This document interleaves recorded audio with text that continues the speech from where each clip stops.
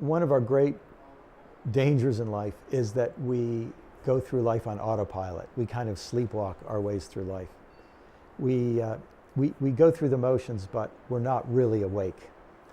And so much of the spiritual life is about waking up so that we actually appreciate it. I often find when I'm eating a meal, I'm in such a rush that I hardly taste the food. And so there's a whole new practice of slow eating, where you don't take the next bite of food until you've really appreciated the last bite of food. And I found the same is true in the spiritual life. There are things we can do to help us slow down and wake up and make sure we're not missing the gift of this day, because I'll never get this day again. One for me that's been very valuable is the practice of trying to turn my attention toward God as the first thought of the day.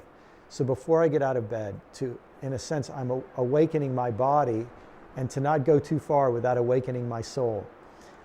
And for me, that usually happens while I'm still lying in bed. I wake up, and it's become my habit to wake up and pray and say, "Good morning, Lord. Here I am. Here we are with a new day." And even things, just normal things of life. For me, I make coffee every morning.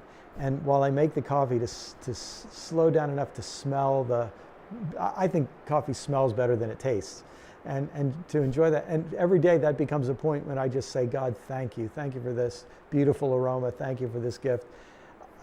Just simple practices like this can help us. It's why the old practice of giving thanks before a meal, to me, is not something to lightly toss away, because that becomes 3 times a day where we stop and recenter ourselves and realize we're just showered with gifts we can so easily take for granted.